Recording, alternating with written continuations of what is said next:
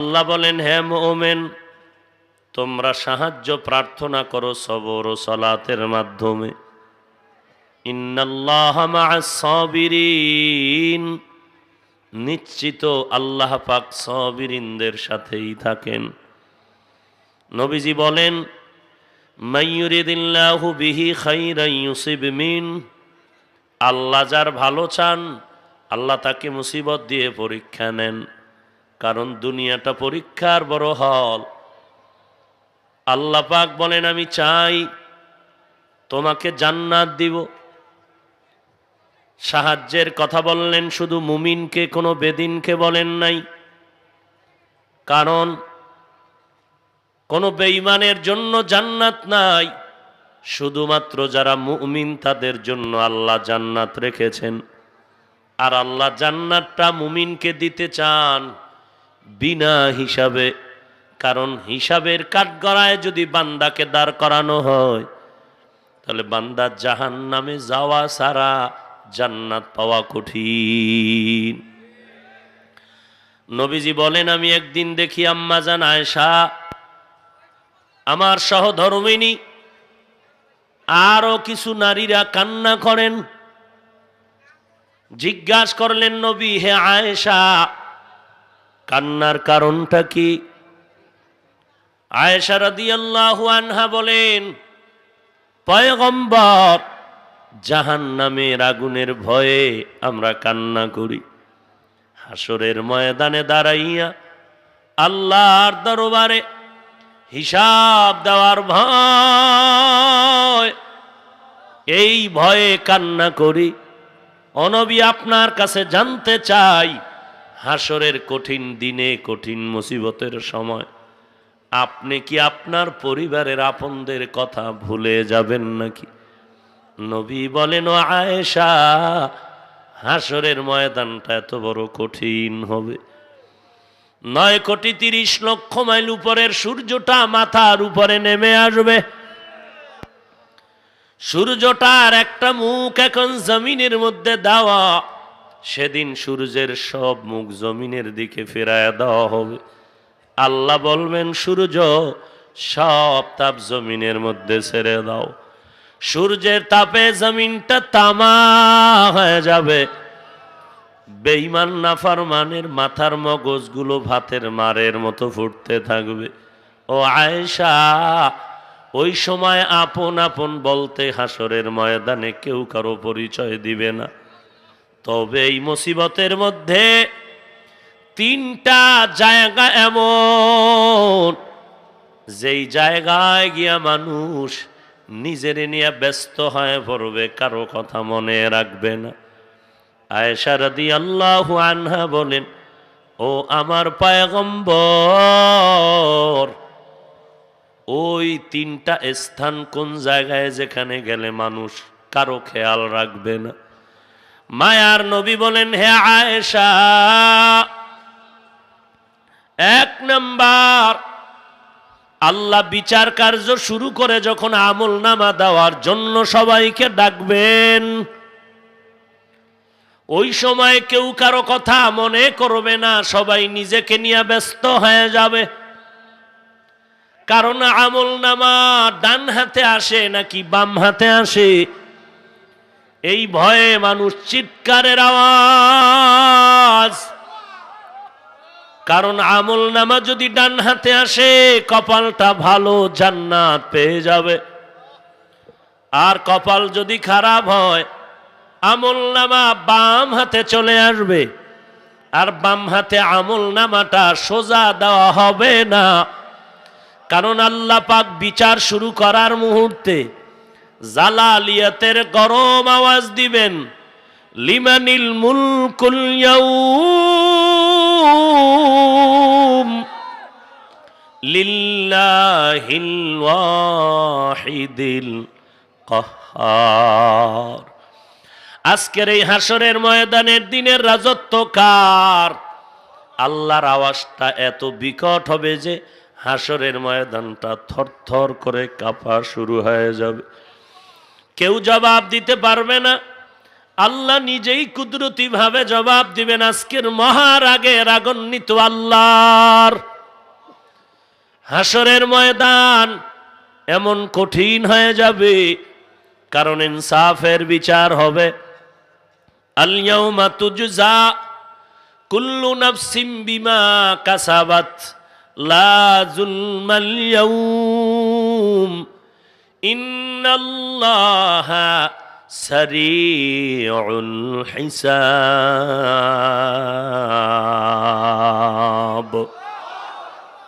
আল্লাহ হাসরের ময়দানে সকাল থেকে জোহরের মধ্যে বিচার শেষ করে ফেলবেন। কেমন বিচার হবে বলে? ইনসাফের বিচার বলে এত তাড়াতাড়ি। আমাদের থানায় মামলা চলে, 50 বছর একটা মামলা শেষ হয় না। মাঝে মাঝে টাকা দিয়া হাদিয়া দিয়া মামলা তাজা করা হয়।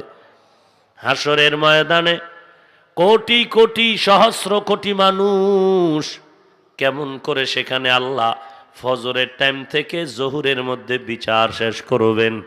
এক নাম্বার জবাব, রব্বুল আলামিন কুদরতের মাধ্যমে অল্প টাইমে বিচার শেষ করে ফেলবেন। কাদের কুদরতুদারি বর কামাল আন্তা রব্বি আন্তা হাসবি জুল জালাল তুহি কাদের জলিলুল্লাহ জাহাদার বহর হালে তুহি মেরা নেগাহদার। আল্লাহর নবী বলেন, যাদের আমলনামা বাম হাতে দেয়া হবে, আল্লাহ বলবেন ফেরেশতা এই বান্দাকে সোজা হাতে আমলনামা দেওয়া হবে না, বান্দার বুকের মাঝখানে ছিদ্র করে দাও, ছিদ্র করিয়া বাম হাতটা বুকের মাঝখান দিয়া ঢুকাও, এরপরে হাত পেছনে বের করো। পেছনে ফেরেশতারা এমন ভাবে হাতটা ছিদ্র করিয়া বুকের ভেতর থেকে ঢুকায় বের করবে। আল্লাহ তাআলা বলবে এবার বাম হাতে পেছনে আমলনামা দাও, আর বলে দাও ইকরা কিতাবাকা কাফা বিনাফসিকাল ইয়াউমা আলাইকা হাসিবা। আমলনামাটা পড়ে দেখ, জীবনে কোন দিন কোথায় কি করেছো সব আমলনামায় জমা আছে। ফেরেশতারা বলবেন হে আল্লাহ, আমলনামা পেছনের দিকে, নজর সামনে, ঘাড় কেমনে পড়বে? চেহারা সামন দিকে। আল্লাহ বলবেন ফেরেশতা এই গুনাহগারকে জাহান্নামের আগুনের মধ্যে দেওয়া হবে।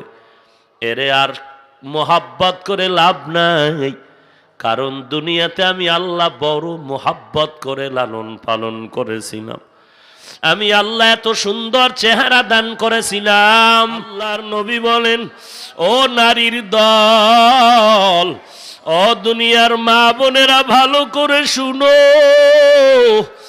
দুনিয়া আসলে কিছুই না। যেই ফেরাউন আমার আল্লাহর সাথে গাদ্দারি করলো, সেই ফেরাউনের ঘরে আল্লাহ পাক এমন দিনের বাতি জ্বালাইলেন বিবি আসিয়ার মাধ্যমে, যেই আসিয়া সম্পর্কে আল্লাহর নবী বলেন হাসরের এই কঠিন সময়ে কেউ কারো পরিচয় দিবে না। ওই সময় 4টা মহিলার জন্য জান্নাতের 8টা দরওয়াজা খোলা হয়ে যাবে। জান্নাতের 8টা দরওয়াজা দিয়া হাসরের ময়দানে 4 জন মহিলাকে বারবার ডাকা হবে। জান্নাতুল ফেরদাউসের দরজা দিয়া ডাকবে আসো, জান্নাতের দরজায় মেহমান খানায় আসো, সূর্যের গরম যেন তোমাদের কষ্ট না দেয়। ওই 4 জন মহিলার ভিতর একজন হলো ফেরাউনের বিবি আসিয়া, কারণ যে আসিয়াকে ফেরাউন ঈমানের কারণে শুলিবিদ্ধ করে দুনিয়া থেকে বিদায় করে দিয়েছেন। দ্বিতীয় নারী যাকে জান্নাতের 8টা দরওয়াজায় হাসরের ময়দানে ডাকবে, ধন্য মা, যেই মাকে জান্নাতের 8টা দরওয়াজায় ডাকা হবে। দ্বিতীয় নারী ঈসা নবীর মা মারিয়াম আলাইহাস সালাম, জান্নাতের দরওয়াজা দিয়ে ডাকবে আসো। 3 নম্বরে মা খাদিজা রাদিয়াল্লাহু আনহা, আম্মা জান আয়েশা বলেন, আমি মাঝে মাঝে দেখতাম মায়ার নবী হুজরায় বসে বসে গুনগুন করে কান্না করতে। আমি আয়েশা আমার নবীরে জিজ্ঞাসা করতাম, নবী কোন ব্যথার কারণে, দুঃখের কারণে আপনি কাঁদেন? আমার উপরে কি আপনি বেজার? নবী বলতেন, না না আয়েশা, আমার অন্তরে যখন খাদিজার কথা মনে পড়ে যায় আমি চোখের পানি ধরে রাখতে পারি না। কারণ ওই আরবের ভিতরে যখন আমি ছিলাম গরিব, আমি ছিলাম বড় ইতিম, খাদিজা আমাকে যখন স্বামী বলে গ্রহণ করেছিলেন, দুইজন স্বামী বিদায়ের পরে আমাকে কবুল করে নেয়।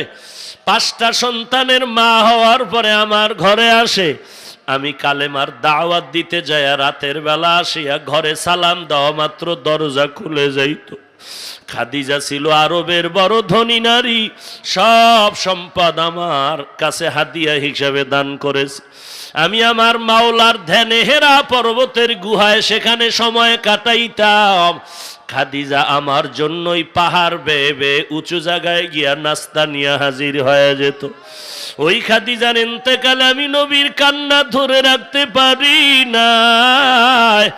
ওই খাদিজার কথা যখন মনে পড়ে আমি চোখের পানি ধরে রাখতে পারি না। ওই খাদিজার জন্য হাসরের ময়দানে জান্নাতের 8টা দরওয়াজা ডাকবে, আসো জান্নাতের মেহমানখানায় আসো। 4 নাম্বার যে নারীটাকে জান্নাতের দরজা দিয়া ডাকা হবে, নবী বলেন ওই নারী আমার কলিজার টুকরা ফাতেমা রাদিয়াল্লাহু আনহা। ওই ফাতেমাকে জান্নাতের 8টা দরওয়াজায় ডাকা হবে। এরে নবীর উম্মতির দল, ওই নারী যদি ঘরে পাও তোমার জীবনটা বড় ধন্য। ওই জীবনটা কামাই করার জন্য দুনিয়াতে তুমি চেষ্টা করা লাগবে। আর চেষ্টার জন্য আল্লাহ বলেন সাহায্য চাও। আর সাহায্য যদি পেতে চাও 2টা জিনিসের মাধ্যমে তোমার সাহায্য চাওয়া লাগবে। 1 নম্বরে ধৈর্য, 2 নম্বরে নামাজ। আল্লাহ পাক রব্বুল আলামিন বলেন, ধৈর্য ধারণ করিয়া যারা আল্লাহর মোহাব্বতে নামাজের মুসাল্লায় দাঁড়ায়, আল্লাহ পাক হাসরের ময়দানে ধৈর্য ধারণকারীদেরকে বলবেন বিনা হিসাবে জান্নাতের মধ্যে চলে যাও। হযরত ওমরে ফারুক রাদিয়াল্লাহু তাআলা আনহু বসে আছেন। সাদ বিন আসলাম রাদিয়াল্লাহু তাআলা আনহু ঘটনার বর্ণনা করেন। আমার আব্বা ঘটনা বিবরণ দিয়েছেন। ওমর তাকায় দেখেন এক আল্লাহর গোলাম একটা শিশু বাচ্চা কোলের মধ্যে নিয়ে বড় আদর করে। ওমর ডাক দিয়া কয়, দেখ সন্তান আর বাবার কেমন মায়া। লোকটা শুনিয়া বলেন, খলিফাতুল মুসলিমিন, এই সন্তানের মায়া এমনিতেই হয় নাই, কারণ এই সন্তান আমার দুনিয়ার জমিনের সন্তান না, এই সন্তান আমার কবরের মধ্যের সন্তান, এই সন্তান দুনিয়ায় হয় নাই।